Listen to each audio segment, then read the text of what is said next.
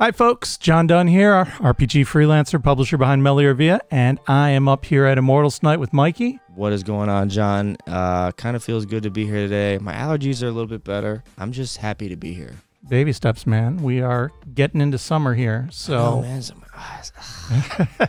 So, speaking of warm weather, I thought we would talk about the Southlands setting today, because, yeah, this is... equatorial style fantasy. Yeah, I was gonna ask, what is that on the front? So I think this is a gnome or a dwarf and a cat person, probably a bastet, and they're sailing across some kind of a ship here in a kind of an Egyptian looking feel. That's a glorious boat or ship, whatever you call it. Pretty cool stuff. So this is published by Kobold Press, and this is for D&D 5th edition. I am not a huge D&D guy, but I do know that Kobold Press has been around for a while, back since the D20 era. Lead designer on this is Richard Green, and this was funded by Kickstarter back in December of 2020. I believe the book just came out fairly recently, but that Kickstarter raised $250,000. So, yeah, so they did their work on that. And this setting was originally released for Pathfinder in 2013 with another Kickstarter. But this brings it to 5th edition D&D, and this is an expansion of Kobold's Midgard setting, which is, you know, kind of their more European feel. The Southlands Worldbook presents basically a fantasy Africa style setting, and it's a little bit of a kitchen sink setting. There is a whole lot of stuff going on. It is an expansion from Midgard, so your characters can travel between the Midgard world setting and down into the Southlands. This book is very specifically focused on what's happening in that southern continent. Midgard is Earth, right? I mean, Midgard in the North Legends is the middle realm where the Norse cultures lived. Okay. Right? So if you look at the Thor movies, in those movies and in Marvel Comics, Midgard is Earth, but getting into some different stuff We're getting here. deep here. Yeah. Deeper than Marvel. Right. Okay, cool. That's all I want to know. Perfect. For Kobold Press, Midgard is their fantasy setting. So it's an alternative setting to the Forgotten Realms if you're doing the Wizards of the Coast stuff. It's a different world where there's a whole lot of other stuff going on. And it's a world that they've really thoroughly supported. There's a lot of content out there for it. They've got, I think, 3 monster books, Tome of Beasts 2, and Creature Codex. There's a ton of adventures out there for it as well. This one has some really cool maps. I think they're similar to the ones in the Midgard Worldbook. So for every nation that's detailed in here, there's a satellite style map. Not what I'm accustomed to seeing in an RPG book. It's kind of that satellite topography view where you're looking down and you can see the mountains and the details of the plains. It's some really impressive cartography work. And then in addition to that, there are maps of each of the big cities that are detailed in each of these nations as well. Again, that's some really solid work, and there's some great artwork in here too. Some really evocative character pieces and some neat monsters. Let me see if I can find, so here's one of those city maps that I mentioned, and yeah, those maps remind me of like video game maps. Yeah, they're absolutely really like that. But then the I said those satellite maps, when they're talking about, there we go, like you're looking at something out of it looks like your phone app when it's zooming down. Yeah, satellite view on Google Maps, baby. Yeah. There's a whole bunch of different nations that are described here, around 20 to 30 pages on each of these. I'm just going to go through them in order. The first one is the Lands of Wind and Sand, and that's kind of a Middle Eastern Arabian Nights feel. So if you want to get into that kind of a feel, the Arabian Nights, the flying carpets, the genies, it's absolutely the perfect fit for that.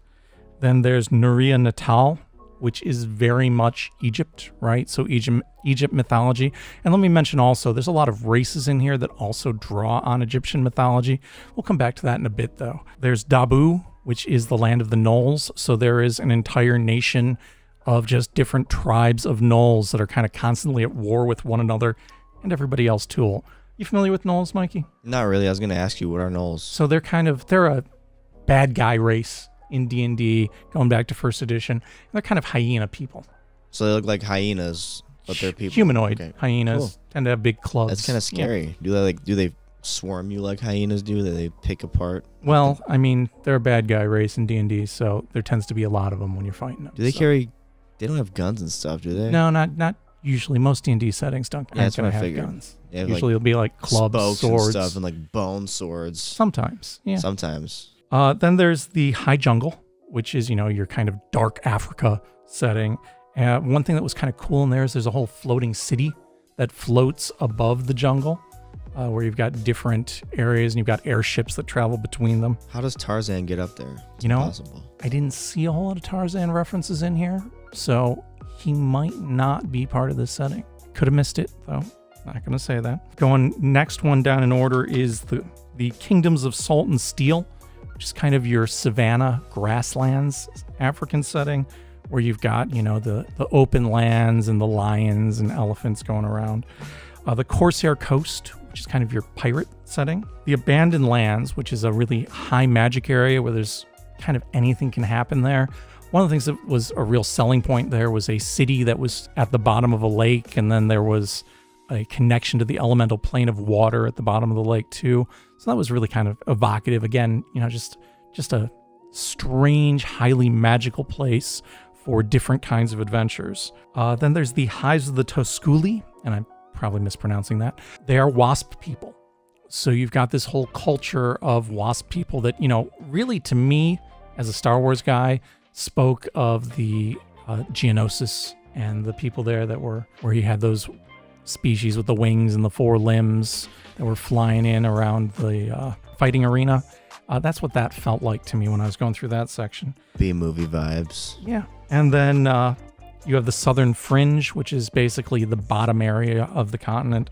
That's kind of a real kitchen sink area where you've got dinosaurs and trollkin and lizard folk and Zorn. And, I hadn't thought of Zorn in probably 20 years. You familiar with Zorn, Mikey? No. Yeah, another D&D monster. Zorns are from the elemental plane of Earth, and they are trilaterally symmetrical. So they've got 3 legs, 3 arms, 3 eyes, and a mouth on the top of their head, and skin that's all rocky because they're from the elemental plane of Earth. Okay, it's like Goro from... Was that his name? Goro from Mortal Kombat? What was his name? Well, he had 4 arms, yeah, he had right? 4, and he was kind 3. of normally symmetrical. Yeah. Zorn is trilaterally symmetrical, so it's got 3 arms coming off at like the 3 different spokes. Poor thing. Yeah, they're kind of cool. And like I said, there's a whole kingdom of them in the Southern Fringe. The book does introduce a whole bunch of new races, and I wanted to mention that. Those races are in this book. This is the Southland Player's Guide, and this is, again, full color. It's $20 and introduces a whole lot of races. One thing, keep in mind, you might not notice it on the shelf because there are no words on the spine of this one, but it'll be right by the Southlands book. They don't come together at all? Or no? They are sold separately. Okay. So that one's $20. The Southlands book, so I don't forget to mention it, is $50. It's about 320 pages. Again, it's also full color. This one's a hardcover. The Player's Guide's a paperback. Buy it below. The new races include a couple of variants of catfolk, the Djinborn, which are kind of your genie-ish species, the Tosculi, which are those wasp folk I was talking about. They give you lizard folk, minotaurs, Rarnag, which are a magically adapted humanoid race, Subek, so crocodile people right out of Egyptian myth. There's Trollkin, and I don't see it on my list here, but there was also a bird's raven species, which I thought was really kind of cool too. So there's several species in here that you're talking about when you think of Egyptian myth, where you got a humanish body and then an animal head. I thought that was really kind of a cool touch point here. And again, like I said, you're getting in kind of a kitchen sink setting. There's a whole lot of different things coming together here. There is some new magic. They offer divine sparks, which are the remains of a titan or a god that your character might be able to absorb those powers. There's ley lines, just like in Midgard, that enable characters to travel quickly between different parts of the world.